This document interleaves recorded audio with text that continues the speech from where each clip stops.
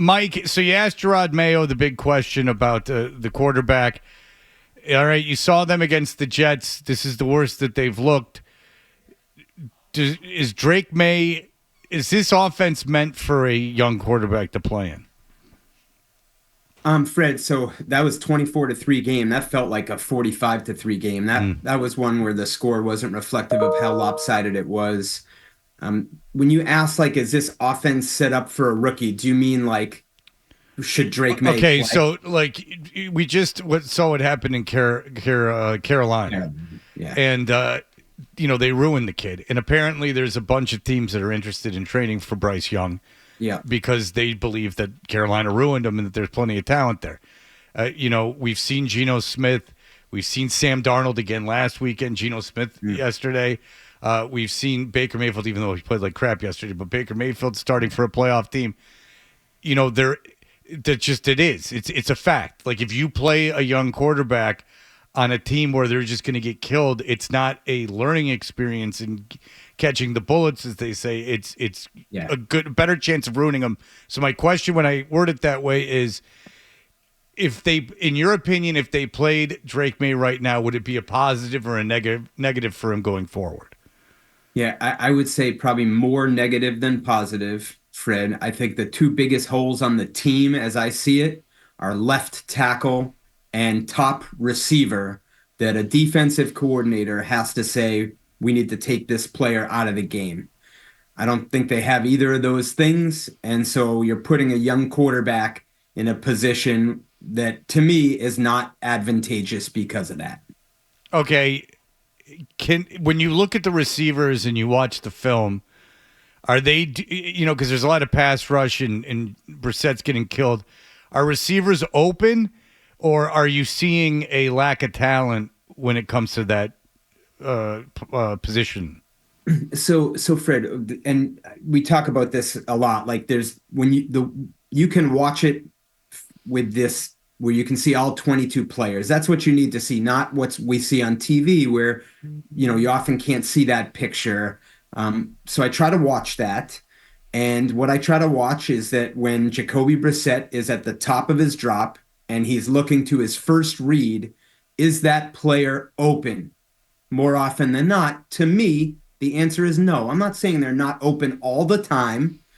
Sometimes play action actually helps them get open. That's probably the best thing that they do to get their receivers open.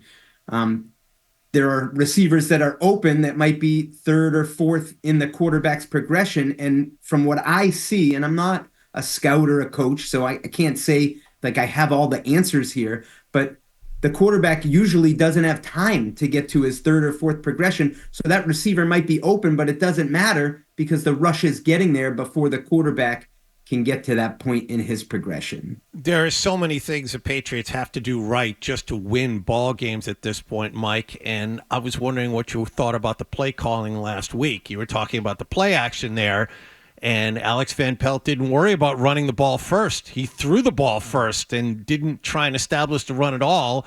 And the offense went careening downhill after that because they went to the run later, and it didn't matter.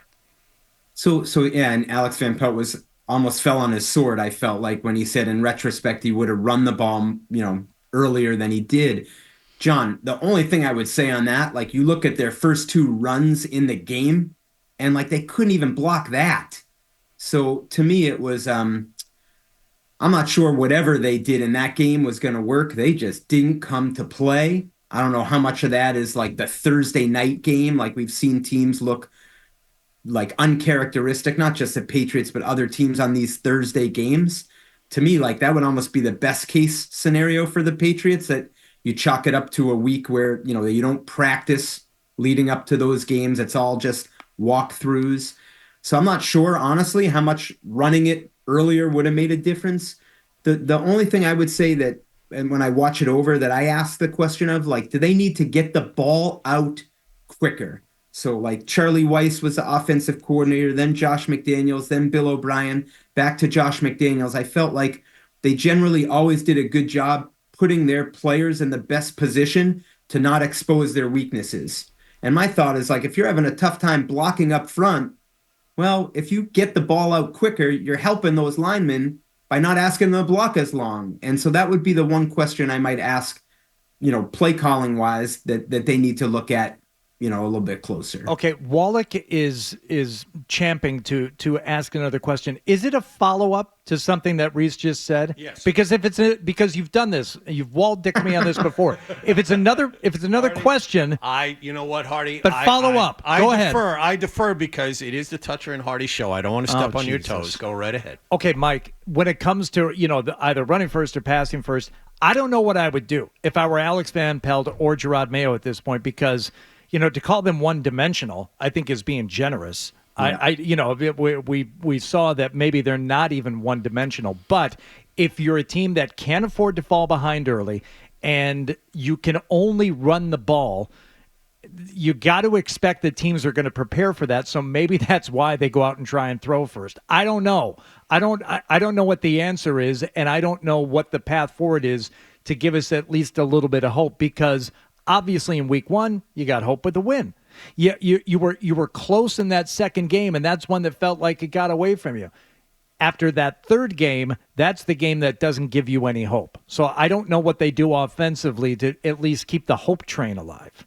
Well, Hardy, and you just captured to me what this week is about for the Patriots. It's good. The first 2 weeks, What I said was good. Yeah. The first 2 weeks, I felt like they played better than I would have anticipated. This week, they certainly did not. And so what are they? Are they the team we saw the first 2 weeks, or are they closer to the team we just saw? And so they'll have to answer that. The only thing on this whole discussion about running the ball earlier, the first drive was a nightmare. So that is what it is. The second drive, I felt like the first play, if you remember, it was a quick pass to Pop Douglas. To me, that's technically a run, even though it's a pass on the playbook. Yeah. So then they passed it twice. They actually got a first down, passing it twice. Yeah. And then they ran it on first down for 3 yards, and they didn't block it up well. And then they had a pass that was wide open, and Brissett missed Austin Hooper. So, I don't know. These are fair second guesses, but I actually look at it and I'm like, there were plays there to be made. They just didn't make them, and they couldn't block in the running game either. Do you think there's a danger of Mayo losing the locker room? You saw what happened in Carolina. They put your boy, the Red Rocket, in, and all of a sudden they're winning football games. And what I heard, the reason I bring that up is because what I heard analysts saying, like ex-players, was the danger of keeping Bryce Young as quarterback is that you could lose the locker room because they know right away you're not trying to win. Brissett obviously is a veteran. I'm sure he's very well respected. But Mayo's a rookie coach. Is that a danger of the team kind of quitting on him? So I don't think so, Fred. I would actually argue, from my view, the other way. Like, if he actually pulled Brissett. No, yeah, I'm not even talking about Brissett. I'm sorry to bring that up. I'm just talking about how I should have been more specific. I'm just talking about how a coach can lose a locker room. It doesn't. I didn't mean to bring the quarterback into it. I mean, I'm sure they like and want Brissett playing. Yeah, because I was going to say, the way you lose a locker room is to make a decision that the locker room looks at and says, really? Like, what did Jacoby Brissett do to lose his job? He got the absolute snot knocked out of him Thursday night and kept getting back up.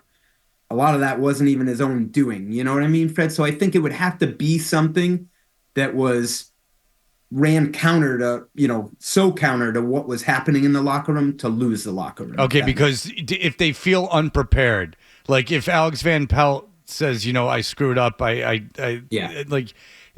if a team feels unprepared, like, do you know what I'm saying? Like, how tenuous is it as a rookie head coach to hold on to a locker room? Well, so let's look at it specific to the Patriots. Like, this whole change to Jerod Mayo, it feels to me like this has been about empowering the players a little bit more. Like, hey, this is about you guys. And so we'll see how this works. Like, Fred, that's the way I look at it. It's like, okay, we're going to empower you guys. It's a player's game. Coaches can only lose the game. Players win it. So if this heads in the wrong direction, maybe he could lose him, and he needs to change his approach. So I think we need a little more time on that. All right, Mike Reiss, what do you think about the week coming up? What are you looking for from this team? What would be a positive sign? Yeah.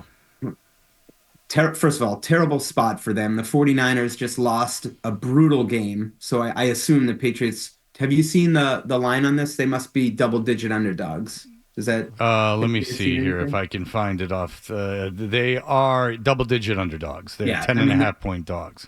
I mean, the 49ers, they're going to be locked in. They just blew a 14-point lead yesterday to the Rams, gave up a fake punt for a first down that led to a touchdown, gave up almost a 40-yard punt return that led to the game-winning field goal, missed a 55-yard field goal.